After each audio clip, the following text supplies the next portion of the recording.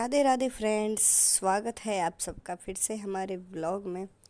तो कल शाम को गई थी मैं मार्केट। तो हमारे यहाँ पे ऐसा मार्केट लगता है, तो सोचा कुछ थोड़ी बहुत शॉपिंग मैं भी कर लेती हूँ क्योंकि सिस्टर की शादी तो बस आने ही वाली है, कुछ दिन ही बचे हुए हैं। लेकिन मुझे लगता है कि हमारा जाना मुश्किल ही हो सकता है क्योंकि बच्चे इतनी परेशानियां दिखा रहे हैं। मेरी तबीयत तो ख़राब है ही, लेकिन छोटी बेटी को कल मेरी को सोते सोते इतनी तेज़ बुखार आ गया कि उसकी तबीयत काफ़ी ख़राब हो गई। फिर मैं उसको उसको डॉक्टर के पास लेके गई।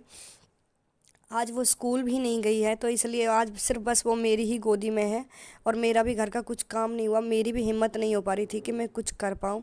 तो जैसे तैसे हिम्मत करके पहले मैंने उसे सुला दिया था। जैसे ही वो सो गई थी फिर आ गई थी अपनी किचन में काम करने के लिए।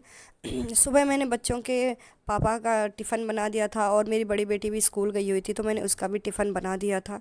लेकिन उसके बाद सारा काम छोड़ के बस मैं अपनी छोटी बेटी को ही लेके बैठी हुई थी क्योंकि वो मुझे कुछ काम करने नहीं दे रही थी। तो फिर जैसे तैसे मैं हिम्मत की है और फिर मैं आ गई अपने काम करने के लिए। तो किचन फैली पड़ी हुई थी, तो पहले मैंने बर्तनों को सेट किया है। फिर उसके बाद जो बर्तन हैं मैं उनको भी धो दूँगी और पूरी किचन की साफ़ सफाई करूँगी। मैंने सोचा था कि आज मैं गाँव जाऊंगी क्योंकि आज मेरे घर से भी मुझे फ़ोन आया था कि थोड़ी बहुत कपड़ों की शॉपिंग करनी है, तो बुलाया था। लेकिन मुझे लगता है कि मेरा तो जहाँ जाने का मैं सोचती हूँ, मेरा बच्चों की वजह से हर जगह जाने का प्लान कैंसिल हो ही जाता है। तो कुछ ऐसा ही हुआ है। तो आज मुझे गाँव जाना था लेकिन मेरा सब प्लान कैंसिल हो गया है। मेरी तबीयत तो ख़राब थी ही, लेकिन मैं सोच रही थी कि थोड़ा मैं जाऊँगी तो थोड़ा मेरा मूड चेंज हो जाएगा। लेकिन बच्चे की तबीयत ख़राब थी तो फिर मुझसे जाना हो नहीं पाया। और एक कहते हैं कि एक परेशानी आओ तो एकदम सारी परेशानी अचानक से आ ही जाती हैं। इतनी सारी परेशानी आ जाती हैं कि फिर क्या ही कह सकते हैं। और हमारा जाना फिर थोड़ा देख रहे थे कि शायद हो ही जाएगा, लेकिन क्या हुआ कि हमारी बाइक भी अचानक से ख़राब हो गई। तो इस वजह से हमारा प्लान बिल्कुल से कैंसिल हो गया। अब तो हमारा जाना नामुमकिन था। और आज मेरा मन भी थोड़ा ऐसा उदास सा हो गया था कि हमारे ऐसा होता है कि थोड़ा मायके जाने की खुशी कुछ अलग होती है। कुछ ऐसा ही मेरा था कि बीमारी को तो मैं बस भूल ही चुकी थी। मैं सोच रही थी गाँव जाऊंगी तो मुझे कितना अच्छा फ़ील होगा, लेकिन क्या ही कह सकते हैं अब तो फिर मैं सोचा चलो भाई अपना काम ही करते हैं, अब क्या ही कर सकते हैं। तो मैं लग गई थी अपने काम में। तो मैंने अपने पूरे किचन काउंटर को साफ़ कर दिया था।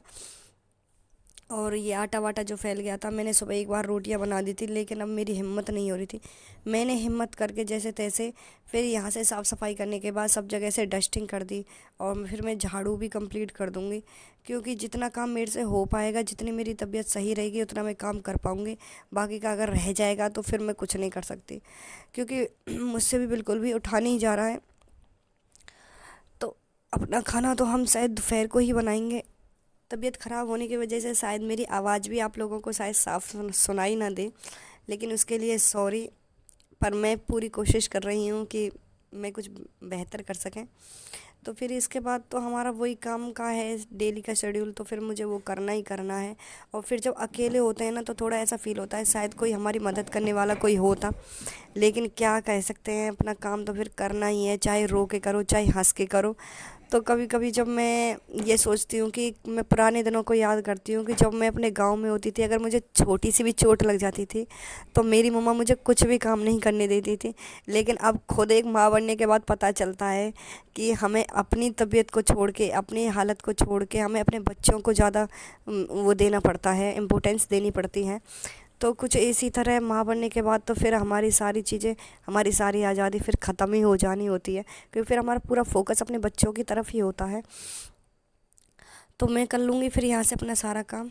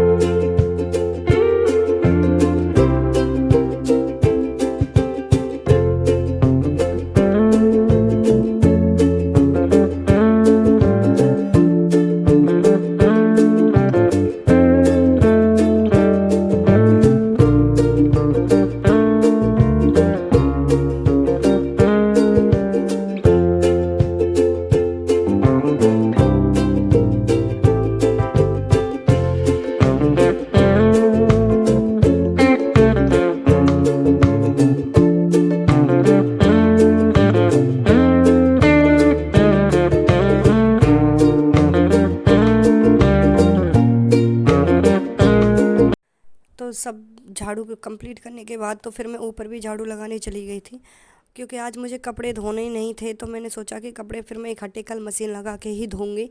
तो मैंने बस झाड़ू पोछा किया था और उसके बाद जो थोड़े बहुत कपड़े थे मैं उनको छत पे डाल के आ गई थी। और जो सुबह बच्चे नहा धो के गए थे, जो गीली टॉवल वगैरह थी, तो मैं उनको धूप में डालने के लिए चली गई थी। उसके बाद बस मुझे नहाना धोना था और फिर बच्चों के लिए मुझे खाना बना के रखना था।